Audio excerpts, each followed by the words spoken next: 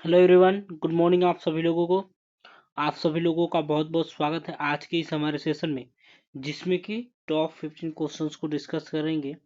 तो सारे प्रश्न इंपॉर्टेंट रहेंगे, सभी लोग जल्दी से जुड़ जाइए। एक बार क्लास को एक बार दोस्तों में शेयर कर देंगे। जो लोग भी क्लास में पहली बार जुड़े हैं, प्लीज चैनल को सब्सक्राइब करेंगे एंड बेल आइकन को प्रेस करेंगे, ताकि वीडियो का नोटिफिकेशन डेली आप सभी लोगों को मिल सके। ठीक है, और ये हमारी जो 15 क्वेश्चन की सीरीज है, ठीक है, सारे प्रश्न इंपॉर्टेंट रहते हैं और डिटेल रूप से करवाया जाता है 9 AM पे। ठीक है, देखिएगा 9 AM पे रेगुलर चलता है, तो इसको आप लोग जरूर ज्वाइन करेंगे और दोस्तों को भी शेयर करेंगे। इससे आपको काफी हेल्पफुल मिलेगा, कम समय में ज्यादा आउटपुट आप लोगों को मिलेगा। चलिए आगे बढ़िए, फर्स्ट क्वेश्चन को देखेंगे। निम्न में से किस हार्मोन में आयोडीन होती है? तो किस हार्मोन में आयोडीन होती है? थायरोक्सिन में, टेस्टोस्टेरोन में, इंसुलिन में, या ठीक है एड्रेनलिन में। तो क्या हो जाएगा यहाँ पे? ऑप्शन हो जाएगा क्या? ए हो जाएगा, ध्यान रखिएगा। ऑप्शन है यानी कि थायरोक्सिन में, ठीक है, आयोडीन का मात्रा पाया जाता है। देखिए ये क्या होता है, एक प्रकार का थायरोसिन हार्मोन जो होता है ना, ये क्या है? तो प्राणी हार्मोन है, जिसका स्राव ठीक है अवटु ग्रंथि के द्वारा होता है। थायरोक्सिन हार्मोन जो है, ध्यान रखिएगा, वसा, ठीक है, प्रोटीन और कार्बोहाइड्रेट के मेटाबॉलिज्म को बढ़ाता है। यह रक्त में शर्करा, कोलेस्ट्रॉल तथा फास्फोलिपिड, ठीक है, लिपिड की मात्रा को कम करता है या लेवल करता है। यह आरबीसी के निर्माण को बढ़ाकर रक्ताल्पता की रोकथाम करता है। यहाँ पे टेस्टोस्टेरोन क्या है? तो ठीक है, टेस्टोस्टेरोन जो है ना, ठीक है, एंड्रोजन समूह का स्टेरॉयड हार्मोन है। स्तनपाइयों में टेस्टोस्टेरोन जो प्राथमिक रूप से नरों में, अंडकोश में व मादाओं में अंडाशय से स्रावित होता है। इंसुलिन देखिए क्या है? तो एक हार्मोन है जो शरीर में ग्लूकोज कोशिकाओं में, ठीक है, ग्लूकोज को कोशिकाओं में पहुंचाने में मदद करता है। इसकी कमी से क्या होता है? तो मधुमेह होता है। ठीक है, तो ध्यान रखिएगा इंसुलिन के बारे में समझ के हम लोग। एड्रेन, ठीक है, एड्रेनलाइन क्या होता है? तो ये एक हार्मोन और दवा है। इसे एपिनेफ्रीन के नाम से भी जाना जाता है। किसके नाम से जाना जाता है? तो एपिनेफ्रीन के नाम से जाना जाता है। यह हार्मोन और न्यूरोट्रांसमीटर दोनों है। क्या होते हैं? तो यह हार्मोन भी होता है एड्रेनलिन, और क्या होता है? न्यूरोट्रांसमीटर दोनों होता है। यह एड्रेनलिन ग्रंथियों के द्वारा बनता है और जारी किया जाता है। ध्यान रखिएगा, आगे बढ़िए। सेकेंड नंबर क्वेश्चन को देखेंगे। और देखिए जो लोग भी क्लास में जुड़ते हैं ना, सभी लोग लास्ट तक जरूर बने रहेंगे, आप लोगों से रिक्वेस्ट है मेरा।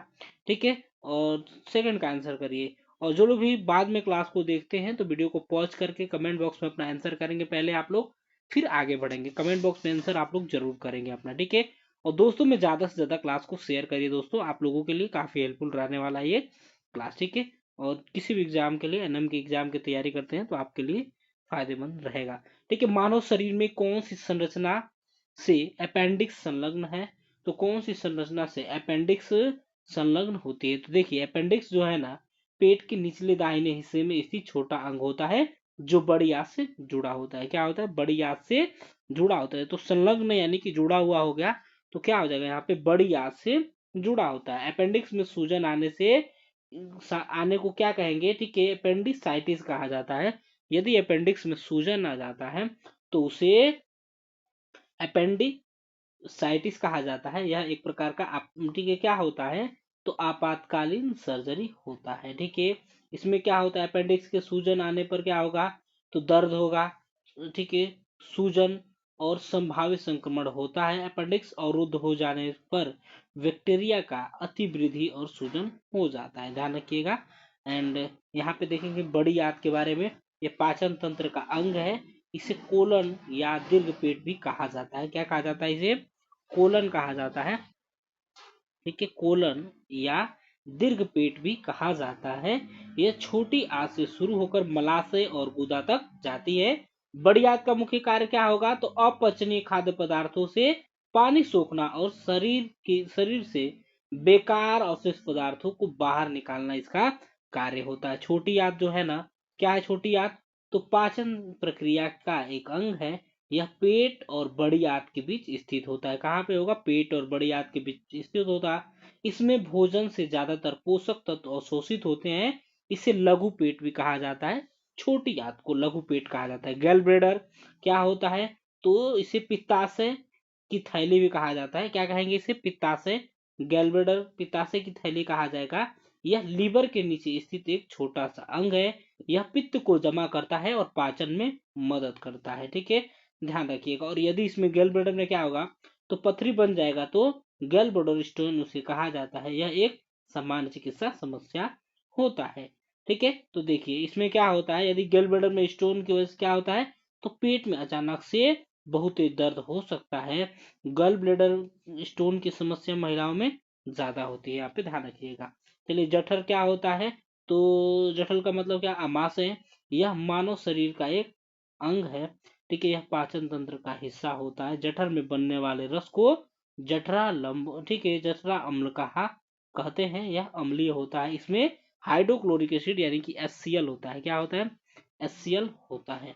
चलिए आगे बढ़ेंगे, थर्ड नंबर को देखिएगा। ठीक है, द्वितीय हृदय स्पंद ध्वनि का कारण है। तो द्वितीय हृदय स्पंद ध्वनि का कारण क्या है? महाधमनी का पार्ट है, ठीक है, मिट्रल का पार्ट है, त्रिवलन का पार्ट है, या अंडाकार रंध्र है। तो यहाँ पे सभी लोग बताएंगे। ठीक है, द्वितीय हृदय स्पंद ध्वनि का कारण क्या होता है, सभी लोग बताएंगे। ठीक है, यानी कि ध्वनि ये क्या होता है, तो महाधमनी और फुफ्फुसीय वाल्व को बंद होने के कारण क्या होता है, तो द्वितीय हृदय स्पंद ध्वनि। ठीक है, यह वेंटिकुलर, ठीक है, सिस्टोल के अंत और वेंटिकुलर डायस्टोल के शुरुआत में होता है। कब? द्वितीय हृदय स्पंद। यहाँ पे राइट आंसर क्या हो जाएगा? थर्ड का ऑप्शन ए हो जाएगा, यानी कि महाधमनी कपाट हो जाएगा। ध्यान रखिए क्या होगा। ठीक है, यह क्या होता है, तो यह ध्वनि क्या होता है, ठीक है, एक शांत ऊंची डब जैसी ध्वनि होती है। इसे स्टेथोस्कोप के डायफ्राम से सबसे अच्छी तरह सुना जा सकता है। यह सिस्टोल के अंत की संकेत होता है। ध्यान रखिएगा क्या होता है, तो सिस्टोल के अंत होता है। महाधमनी का पार्ट हो जाएगा यहाँ पे आप लोगों का राइट आंसर। महाधमनी के उद्भव भाग पर छिद्र, अर्धगोलाकार तथा जेब के आकार के 3 बाल्ब होते हैं, जिन्हें त्रिबलन कपाट कहा जाता है। ध्यान रखिएगा। ठीक है, त्रिबलन कपाट उसे कहा जाता है। देखिए माइट्रल बाल्ब क्या होता है, यहाँ पे देखेंगे हृदय के चारों बाल्बों में से एक है। यह हृदय के बाएं अलिंद और बाएं निलय में स्थित होता है। त्रिबलन कपाट क्या होता है, तो हृदय का बाल्ब एक बाल्ब है जो कि दाएं अलिंद को दाएं निलय से जोड़ने का कार्य करेगा। ठीक है, क्या करेगा, तो दाएं निलय को, ठीक है, क्या करेगा, ये दाएं अलिंद को दाएं निलय से जोड़ने का कार्य करता है। ठीक है, इसके बारे में ध्यान रखिएगा। ठीक है, अंडाकार रंध्र देखिए, इसका राइट आंसर तो क्या हो जाएगा आप लोगों का, ऑप्शन ए हो जाएगा, महाधमनी का पार्ट हो जाएगा। ठीक है, अंडाकार रंध्र क्या होता है, तो खोपड़ी और हृदय दोनों में ये होता है अंडाकार रंध्र। ठीक है, चलिए आगे बढ़िए, फोर्थ नंबर को देखेंगे। निम्नलिखित में से कौन सा हार्मोन एमिनो एसिड से व्युत्पन्न है? तो कौन सा हार्मोन है, ठीक है, एमिनो एसिड से व्युत्पन्न होता है? तो यहाँ पे देखिए सब लोग आंसर करिए, फोर्थ का राइट आंसर क्या हो जाएगा। ठीक है, फोर्थ का राइट आंसर करिए। ठीक है, एपिनेफ्रिन हो जाएगा, प्रोजेस्टेरोन हो जाएगा, प्रोस्टाग्लैंडिन हो जाएगा, या ठीक है एस्ट्रोजन हो जाएगा। ठीक है, एस्ट्रोजन हो जाएगा, एस्ट्रोजन है आप लोगों का। तो फोर्थ का सब लोग यहाँ पे राइट आंसर करिए। तो क्या हो जाएगा, ऑप्शन होगा एपिनेफ्रिन हो जाएगा, जो कि हार्मोन एमिनो एसिड से व्युत्पन्न होता है। एपिनेफ्रिन अल्फा बीटा एड्रिनजन, ठीक है, क्या होता है, एड्रिनर्जिक, ठीक है, एगोनिस्ट के रूप में जाने जाने वाले दवाओं के एक वर्ग में शामिल होता है एपिनेफ्रिन। प्रोजेस्टेरोन पता ही है, ठीक है, एक महिला हार्मोन है जो कि अंडाशय और एड्रिनल ग्रंथियों से बनता है। किससे बनेगा, अंडाशय और एड्रिनल ग्रंथियों से बनता है। यह हार्मोन महिलाओं के शरीर में कई काम को करता है। ठीक है, ध्यान रखिएगा, प्रोजेस्टेरोन की, ठीक है, कमी या ज्यादा होने से कई समस्याएं हो जाएगी। ध्यान रखिएगा, ये क्या है, तो हार्मोन गर्भावस्था के लिए जरूरी होता है। यह गर्भाशय को तैयार करता है। क्या करता है, गर्भाशय को तैयार करता है। यह मासिक धर्म चक्र को नियंत्रित करता है।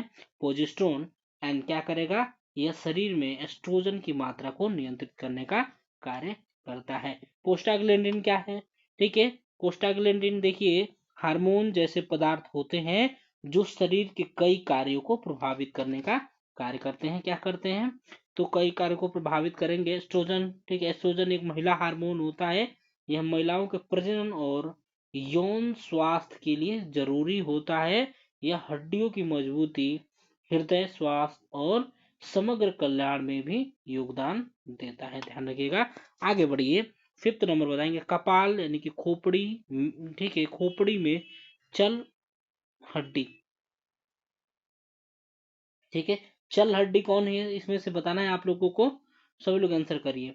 ठीक है, ठीक है, क्या हो जाएगा यहाँ पे, मैक्सिला होगा, मैंडिबल होगा, नेजल बोन होगा, तो क्या हो जाएगा, या इनमें से कोई नहीं, तो क्या हो जाएगा आप लोगों का मैंडिबल हो जाएगा। खोपड़ी में एक हड्डी चलती है जिसे क्या मैंडिबल या निचला जबड़ा कहते हैं, ध्यान रखिएगा। यह खोपड़ी की एकलौती चलने वाली हड्डी होती है। ठीक है, देखिए वयस्कों की खोपड़ी में कुल हड्डियों की संख्या कितनी होगी, तो 22 होगा।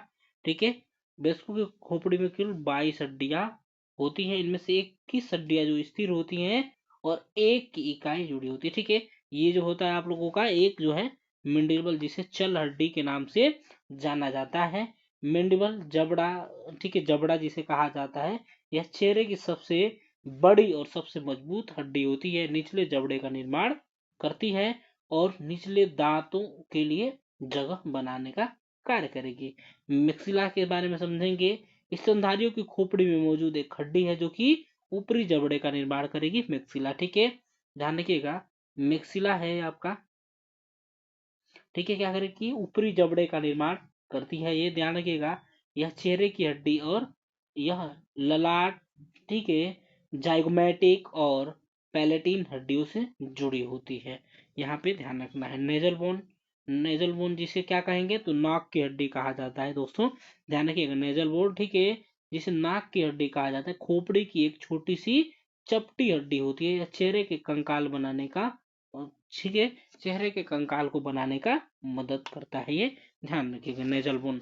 आगे बढ़िए, 6th नंबर को देखेंगे, HIV वायरस निम्नलिखित में से किस समूह से संबंधित है, तो सभी लोग बताएंगे। फ्लेवी वायरस, रेट्रोवायरस, ठीक है, हेप्टो वायरस या हिपेडना वायरस, तो सब लोग यहाँ पे जल्दी से बताएंगे। HIV वायरस जो है, ठीक है, यानी कि ह्यूमन इम्यूनोडेफिशिएंसी वायरस के बारे में पूछा गया है, तो सब लोग यहाँ पे बताएंगे। ठीक है, HIV के लक्षण क्या क्या होते हैं, इसमें बुखार होता है, ठंड लगना, गले में खराश होता है, मांसपेशियों में दर्द होगा, शरीर पर चकते होना, रात को पसीना आना, ठीक है, थकान होना एंड ज्वाइंट पेन होता है। तो यहाँ पे क्या पूछा गया है, किस समूह से संबंधित है, यहाँ पे सभी लोगों को बताना है, तो सभी लोग बताएंगे, क्या हो जाएगा, रेट्रो वायरस हो जाएगा।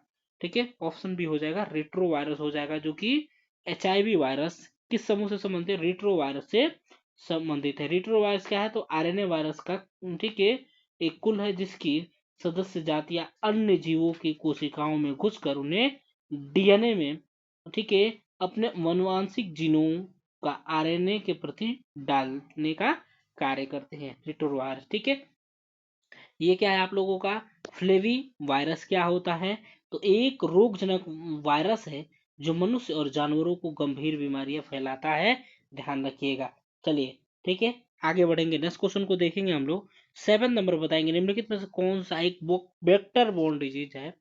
वेक्टर बोर्न डिजीज, इसमें से सभी लोगों को बताना है दोस्तों। डिप्थीरिया है, क्या है, सभी लोग बताएंगे, वेक्टर बोर्न डिजीज, आंसर करिए। ठीक है, आंसर करिए, डिप्थीरिया, डेंगू, टिटनस या मीजल्स। तो यहाँ पे क्या हो जाएगा, 7 का हो जाएगा क्या दोस्तों, ऑप्शन बी हो जाएगा, ऑप्शन बी हो जाएगा, यानी कि क्या होगा, डेंगू, जो कि क्या है, तो एक प्रकार का वेक्टर बोर्न डिजीज है। ठीक है, डेंगू, ठीक है, क्या है, तो इसमें क्या क्या आता है, जैसे डेंगू आ गया, मलेरिया आ गया, चिकनगुनिया आ गया, जीका वायरस और पीला बुखार जैसी बीमारियां होती है ना, वेक्टर जनित रोग होती हैं। यह बीमारियां जो है ना, मच्छरों, टिक्स, मक्खियों और पिस्सू जैसे जीवों के काटने से फैलता है। ठीक है, ध्यान रखिएगा, तो डेंगू हो जाएगा यहाँ पे राइट आंसर आप लोगों का। ठीक है, देखिए यहाँ पे क्या हो जाएगा आप लोगों का, डेंगू हो जाएगा। आगे बढ़िए, डिप्थीरिया जिसे गला गोटू कहते हैं, गला गोटू कहा जाता है इसे। ठीक है, टिटनस यानी कि जिसे धनुष स्तंभ कहा जाता है, क्या कहा जाता है, धनुष स्तंभ, यह क्या होता है, तो बैक्टीरिया से होने वाला एक गंभीर संक्रमण है जो कि मांसपेशियों में दर्द करने वाली ऐंठन को पैदा करती है और इससे क्या होता है, तो मौत भी यानी कि मृत्यु भी हो सकती है। खसरा क्या है, तो एक संक्रामक वायरस संक्रमण है जो छोटे बच्चों के लिए गंभीर हो सकता है, लेकिन इसे टीके से आसानी से रोका जा सकता है। ठीक है, चलिए, ये क्या होता है, यह रोग संक्रमित व्यक्ति के खांसने या छींकने से निकलने वाली श्वसन बूंदों के माध्यम से फैलता है। आगे बढ़िए, नेक्स्ट क्वेश्चन को देखेंगे हम लोग।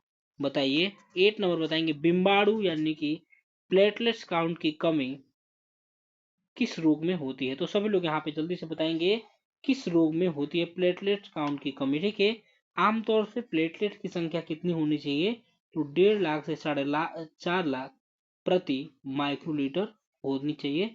यहाँ पे ध्यान रखिएगा। ठीक है, यदि प्लेटलेट की संख्या इसमें इससे या कम हो जाती है तो इसे थ्रोम्बोसाइटोपिनिया या थ्रोम्बोसाइटोसिस कहा जाता है। यहाँ पे तो क्या हो जाएगा, सभी लोग बताएंगे 8 का राइट आंसर क्या होगा, ऑप्शन सी हो जाएगा। एक बार क्लास को सभी लोग शेयर करिए, डेंगू हो जाएगा राइट आंसर। ठीक है, ठीक है, ऑप्शन डी हो जाएगा, यानी फिर डेंगू हो जाएगा। ठीक है, देखिए एडीज मच्छर के माध्यम से यह फैलता है। ठीक है, इसके देखिए यानी कि प्लेटलेट काउंट जो है ना आपका, प्लेटलेट की बिम्बाणु की संख्या यदि 1.5 लाख और 4.5 लाख से कम हो जाता है, बीच में रहना चाहिए, मिनिमम होता है 1.5 लाख। ठीक है, यदि 1.5 लाख से कम होगा तो डेंगू होता है। ठीक है, देखिए इससे क्या होता है, तो डेंगू भी हो सकता है। ठीक है, टाइफाइड, मलेरिया या चिकनगुनिया जैसी बीमारियां प्लेटलेट की संख्या की कमी से हो सकती है। ठीक है, ये मोस्टली आपका क्या होता है, यहाँ पे डेंगू हो जाता है। तो ऑप्शन सी हो जाएगा, ध्यान रखिएगा, डेंगू हो जाएगा। ठीक है, जिसे ब्रेक बोन यानी कि हड्डी तोड़ बुखार भी कहा जाता है डेंगू को। ठीक है, क्या कहा जाता है, कमेंट बॉक्स में सभी लोग बताएंगे। एक बार क्लास को आप लोग जल्दी से शेयर कर दीजिए दोस्तों, जो लोग भी अभी तक क्लास को शेयर नहीं किए हुए हैं वो शेयर कर दीजिए आप लोग। ठीक है, तो चलिए यहाँ पे देखिए मलेरिया जो है, ठीक है, प्लाज्मोडियम के कारण इन्फेक्शन होता है। संक्रमित मच्छर के काटने से फैलने वाले प्लाज्मोडियम परजीवी के कारण होने वाला संक्रमण है। मलेरिया अधिकांशतः कुछ संक्रमित मादा एनाफिलीज मच्छरों के काटने के माध्यम से लोगों में फैलता है। यहाँ पे ध्यान रखिएगा। फाइलेरिया क्या है, तो फाइलेरिया एक संक्रामक बीमारी होती है। क्या होती है, एक संक्रामक बीमारी होती है जो धागे जैसे दिखने वाले परजीवी की वजह से होती है। इसे हाथी पांव रोग के नाम से भी जाना जाता है। किसे, फाइलेरिया से। ठीक है, क्या होता है, पैरों में स्वेलिंग आ जाती है बहुत ज्यादा मात्रा में, फाइले में। ठीक है, पैरों में बहुत ज्यादा सूजन आ जाती है, ध्यान रखिएगा। यह बीमारी मच्छरों के काटने से फैलती है। इसके लक्षण क्या होंगे, तो शरीर में सूजन, बुखार, त्वचा का मोटा होना, पैरों में सूजन। ठीक है, त्वचा का रंग सामान्य से ज्यादा गहरा होना, त्वचा खड़ी खड़ी नजर आना, छाले युक्त त्वचा हो जाएगा यहाँ पे। ठीक है, टाइफाइड के बारे में देखिए, टाइफाइड क्या है, टाइफाइड बुखार एक जीवाणु संक्रमण है जो दूषित भोजन और पानी से फैलता है। ठीक है, यहाँ पे ध्यान रखिएगा। आगे बढ़िए, नेक्स्ट क्वेश्चन को देखिए, किससे अतिरिक्त सभी एनीमिया के चिकित्सकीय अभिव्यक्तियां हैं। तो चिकित्सकीय अभिव्यक्तियां है किसके, हेमोग्लोबिन का निम्न स्तर, थकान, ठीक, अतिक्रियाशीलता, शिथिलता। तो सभी लोग यहाँ पे जल्दी से बताइए दोस्तों, क्या आ जाएगा, किसके अतिरिक्त सभी एनीमिया के चिकित्सकीय अभिव्यक्तियां हैं। आंसर करिए आप लोग जल्दी से, क्या हो जाएगा। एक बार क्लास को आप लोग शेयर भी कर दीजिए दोस्तों में, और 9 का जल्दी से आंसर करिए, क्या हो जाएगा। ठीक है, तो क्या हो जाएगा यहाँ पे 9 का ऑप्शन सी हो जाएगा। ठीक है, अति क्रियाशीलता यानी कि हाइपर एक्टिविटी हो जाएगा राइट आंसर, यहाँ पे ध्यान रखिएगा। ठीक है, एनीमिया क्या होता है, तो एनीमिया क्या होता है, तो एनीमिया जो कि उपचार अंतर्निहित निदान पर निर्भर करता है। आयरन की कमी के लिए आयरन सप्लीमेंट का उपयोग इसमें किया जाता है। ठीक है, तो ध्यान रखिएगा, आयरन कमी से क्या होता है, एनीमिया होता है। तो इसमें क्या होता है, तो अति क्रियाशीलता, जो कि अतिक्रियाशीलता के अतिरिक्त सभी इसके क्या है, तो चिकित्सकीय अभिव्यक्तियां है एनीमिया, यानी कि हीमोग्लोबिन का निम्न स्तर, थकान और शिथिलता जो है ना, शिथिलता आप लोग समझ ही रहे हैं, थकान आप लोग समझ रहे हैं। चलिए, तो यहाँ पे अतिक्रियाशीलता क्या होता है, ठीक है, यह लंबे समय तक चल रही ऐसी स्थिति होती है जिसमें ध्यान केंद्रित करना मुश्किल होता है। साथ ही इस स्थिति से ग्रस्त व्यक्ति बहुत ज्यादा सक्रिय रहता है और बिना सोचे समझे आवेग में काम करता है। आगे बढ़िए, नेक्स्ट क्वेश्चन को देखिए। 10th नंबर, निम्नलिखित में से कौन सा एक यौन संचारी रोग नहीं है। तो बताइए, यौन संचारी रोग नहीं है, सेक्सुअल ट्रांसमिटेड डिसीज कौन सा नहीं है, कैंक्रोइड, सिफिलिस, फाइब्रोइड यूट्रस या एड्स। तो यहाँ पे सभी लोग जल्दी से बताइए, क्या हो जाएगा। ठीक है, ठीक है, यौन संचारी रोग जैसे क्या होगा, HIV हो जाएगा, जर्नल हार्पिस हो जाएगा, काफी होती हैं। तो यहाँ पे सभी लोग बताएंगे। ठीक है, सभी लोग आंसर करिए। तो क्या हो जाएगा यहाँ पे, ऑप्शन सी हो जाएगा दोस्तों, ऑप्शन सी राइट आंसर होगा, यानी कि फाइब्रोइस यूट्रस जो होता है ना, गर्भाशय में होने वाले गैर कैंसरकारी ट्यूमर को गर्भाशय फाइब्राइड कहते हैं, ध्यान रखिएगा। यह क्या होता है, तो गर्भाशय में होने वाली गैर संक्रमणकारी ट्यूमर होता है। ये ट्यूमर मांसपेशियों के उत्तकों से बनते हैं। इन्हें क्या कहते हैं, तो ठीक है, लायो मायोमा या मायोपा भी कहा जाता है, ध्यान रखिएगा। ठीक है, एक बार सभी लोग क्लास को शेयर करिएगा। और सारी जो है ना, सिफिलिस, कैंक्रोइड, एड्स जो है आप लोगों का, ये सभी जो हैं, ठीक है, ये क्या है, तो ये क्या है, यौन संचारी रोग है। इसमें पूछा गया कि कौन सा यौन संचारी रोग नहीं है, तो फाइब्रोस यूट्रस जो है यौन संचारी रोग नहीं है। यहाँ पे ध्यान रखिएगा। सिफिलिस क्या है, तो ये एक प्रकार का यौन संचारी रोग है। चलिए आगे बढ़िए, 11 नंबर को देखेंगे। निम्नलिखित में से कौन सा टीका गर्भवती महिलाओं को दिया जाता है? 11 का सब लोग आंसर करिए। 11वें नंबर का, ठीक है, किसमें, मिजल्स में, बीसीजी, टिटनस या डीपीटी। तो क्या हो जाएगा यहाँ पे, ठीक है, ऑप्शन क्या हो जाएगा, सी हो जाएगा, यानी कि टिटनस हो जाएगा, यानी कि धनुष स्तंभ जिसे कहा जाता है। क्या कहा जाता है, ठीक है, धनु स्तंभ। क्या कहा जाता है, धनु स्तंभ कहा जाता है, या जबड़ों में अकड़न या लॉकजॉ जिसे कहा जाता है, ध्यान रखिएगा। यह बैक्टीरिया से होने वाला एक गंभीर संक्रमण है जो कि मांसपेशियों में दर्द करने वाली ऐंठन पैदा करती है। इससे क्या होगा, मृत्यु भी हो सकता है। यहाँ पे ध्यान रखिएगा, ठीक है। मीजल्स यानी कि खसरा क्या होता है, ठीक है, तो एक संक्रामक वायरल संक्रमण है जो कि छोटे बच्चों के लिए गंभीर हो सकता है, लेकिन टीके के आसानी से रोका जा सकता है। बीसीजी क्या होता है, तो ये किस में दिया जाता है, तपेदिक में दिया जाता है ना, ठीक है, टीबी में लगाया जाता है बीसीजी। इसका फुल फॉर्म सभी लोग कमेंट बॉक्स में लिखेंगे, ध्यान, इसका फुल फॉर्म सभी लोग कमेंट बॉक्स में लिखेंगे। यह ठीक है, टीका जो है ना, किसके द्वारा, तो डॉक्टर अल्बर्ट कैलमेट और डॉक्टर कैमिली गुगरीन, ठीक है, गुएरीन ने विकसित किया था, उन्हीं के नाम पे रखा गया है। चलिए डीपीटी के देखिएगा, एक प्रकार का संयोजित टीका है, मिक्स टीका है, ध्यान रखिएगा, ठीक है। चलिए आगे बढ़ेंगे, नेक्स्ट क्वेश्चन को देखेंगे। 12 नंबर बताइए, बच्चों की देखभाल करते समय दुर्घटना से बचाव के लिए नर्स को क्या याद रखना चाहिए? पालने की साइड, ठीक है, रेल के ऊपर रखना, बच्चे को हमेशा पालने में रखना, दरवाजे का गेट बंद रखना, कमरे को साफ सुथरा व वातावरण सुरक्षित रखना। तो यहाँ पे क्या हो जाएगा, सभी लोग बताएंगे। 12 का बताइए क्या हो जाएगा, तो 12 का क्या हो जाएगा, ऑप्शन डी हो जाएगा, कमरे को साफ सुथरा व वातावरण सुरक्षित रखना, जो कि क्या हो जाएगा यहाँ पे, बच्चे की देखभाल करते समय दुर्घटना से बचाव के लिए याद रखना चाहिए नर्स को। चलिए आगे बढ़िए, नेक्स्ट क्वेश्चन को देखेंगे।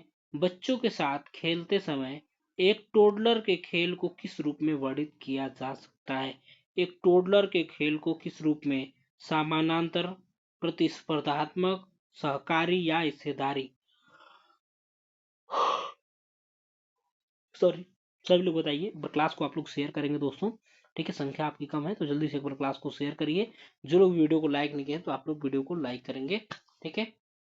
चलिए, तो यहाँ पे बताइए 13 का क्या हो जाएगा, तो समानांतर हो जाएगा ना, क्या हो जाएगा, ठीक है, पैरेलल हो जाएगा आप लोगों का, राइट आंसर हो जाएगा टोडलर, यानी कि एक छोटा सा बच्चा जो कि चलना सीख रहा है, ठीक है, या जिसने हाल ही में चलना सीखा है, ठीक है, तो उसे टोडलर कहा जाता है, ठीक है। टोडलर की एज आप लोग कमेंट बॉक्स में सभी लोग बताएंगे, मोस्ट सभी लोगों को पता है क्योंकि मैंने बताया है। समानांतर का मतलब क्या होता है, एक दूसरे, ठीक है, के समान दूरी पर रहना होता है, समानांतर होता है। प्रतिस्पर्धात्मक क्या होता है, किसी से आगे निकलने की भावना को प्रतिस्पर्धा कहा जाता है, ठीक है, यानी कि कंपटीशन, जैसे कि आप लोग लगे हुए हैं सभी लोग कंपटीशन में कि हम उससे आगे निकल जाए, जॉब ले लें, हम उनसे आगे निकल जाए। ऐसे थोड़ी जॉब सभी को एक साथ थोड़ी मिलेगा, ठीक है, जो ज्यादा बेटर करेगा, जो ज्यादा मेहनत करेगा, जो ज्यादा चीजों पे एफर्ट करेगा, जो इधर उधर की चीजों पे ध्यान नहीं देगा, लगातार पढ़ते रहेगा, पढ़ तो सारे लोग ना है, लेकिन आउटपुट निकलना चाहिए आपका, ठीक है, आउटपुट निकलना चाहिए। ये भी होना चाहिए कि क्या पढ़ रहे हैं आप, ठीक है, क्या पढ़ रहे हैं उस पर भी आप लोगों को ध्यान देना पड़ेगा। ये नहीं कि कुछ भी उठा के पढ़ रहे हैं, पढ़ते गए एक ही बुक उठा लिए और हमेशा पढ़ते रहे और सोचे कि हो जाएगा, ऐसा नहीं होता है, ठीक है। तो समान प्रतिस्पर्धात्मक, ठीक है, सहकारी कोऑपरेट होता है, कोऑपरेटिव होता है, ठीक है, हिस्सेदारी यानी कि शेयरिंग से होता है, मतलब है आपका शेयरिंग से यानी कि बांटना। आगे बढ़िए, 14 का बताएंगे, अनुवांशिक रोगों को किसके अतिरिक्त अन्य सभी प्रकारों में वर्गीकृत किया जाता है? तो किसके अतिरिक्त अन्य सभी प्रकारों में वर्गीकृत किया जाता है? गुणसूत्रीय असमानताएं, अनुवांशिक असमानताएं, एकलकारी बीमारियां या बहुकारकी बीमारियां। तो यहाँ पे सभी लोग जल्दी से बताएंगे क्या हो जाता है। अनुवांशिक विकार में क्या होगा, तो डाउन सिंड्रोम भी आता है, जो कि क्रोमोसोम की संख्या से ठीक है के कारण होता है। ठीक है, अनुवांशिक रोग में सिस्टोलिक फाइब्रोसिस आता है। ठीक है, कई सारे आते हैं। सॉरी, थैलेसीमिया भी आता है अनुवांशिक रोग में। तो यहाँ पे सभी लोगों को बताना है। 14 का क्या आ जाएगा, तो ऑप्शन बी हो जाएगा, अनुवांशिक असामान्यताएं हो जाएगा। ध्यान रखिएगा, अनुवांशिक असमानताएं इसे कहा जाता है। तो किसी भी व्यक्ति के डीएनए में असमानताओं को कारण वाली स्थितियां होती हैं। ये असमानताएं जीन में एक छोटे से बदलाव से लेकर जीन के ठीक है क्या होता है, तो पूरे गुणसूत्रों के जोड़ घटाव ठीक है जोड़ या घटाव तक हो सकता है। ध्यान रखिएगा। ठीक है, अनुवांशिक असमानताएं किसी से कई तरह की बीमारियां हो सकती हैं। कई तरह की बीमारियां इसमें होती हैं। गुणसूत्रीय असमानताएं क्या होती हैं, तो देखिए अनुवांशिक विकार है एक प्रकार का, जो गुणसूत्रों की संख्या या संरचनाओं ठीक है यानी कि जो संरचना होता है स्ट्रक्चर में बदलाव के कारण होता है। बहुकार की बीमारियां क्या होती हैं, तो ये बीमारियां जिनके कारण कई अनुवांशिक और पर्यावरण कारण होते हैं। ध्यान रखिएगा, इन बीमारियों को बहुजीनी रोग या जटिल बहुजीनी लक्षण भी कहा जाता है। ध्यान रखिएगा। चलिए आगे बढ़ेंगे, नेक्स्ट क्वेश्चन को देखेंगे। एंड लास्ट क्वेश्चन क्या होगा, नवजात के सिर का औसत परिमाप कितना होता है दोस्तों, सभी लोग बताइए। नवजात के सिर का औसत परिमाप 28 सेंटीमीटर, 30 सेंटीमीटर, 32 34 सेंटीमीटर, सभी लोग यहाँ पे बताएंगे। ठीक है, क्या पूछा गया, परिमाप पूछा गया है, तो सभी लोग यहाँ पे जल्दी से बताएंगे। यदि एक्यूरेट आपसे ऑप्शन में नहीं दिया गया तो 35 सेंटीमीटर हो जाएगा एक्यूरेट। ऑप्शन के अकॉर्डिंग क्या होगा आपका, ऑप्शन डी हो जाएगा, यानी कि 34 सेंटीमीटर एक्यूरेट हो जाएगा आप लोगों का। 34 यानी कि कितना होता है इंच में, यदि पूछा जाए तो 3/4 ठीक है 3/4 इंच में होगा आपका।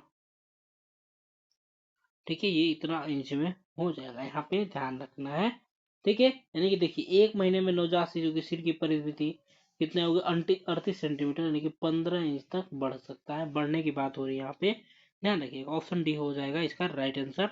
चलिए, जो लोग भी वीडियो को लाइक नहीं किए प्लीज वीडियो को लाइक करेंगे। चैनल को यदि आपने अभी तक सब्सक्राइब नहीं किया है प्लीज चैनल को सब्सक्राइब करेंगे एंड बेल आइकन को प्रेस करेंगे, ताकि वीडियो को नोटिफिकेशन डेली आप सभी लोगों को मिल सके। धन्यवाद सभी लोगों को क्लास में जुड़ने के लिए।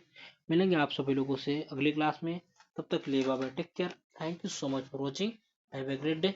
अपना अपनों का ख्याल रखिए, bye bye, take care. Class को दोस्तों में ज़्यादा से ज़्यादा शेयर करिए।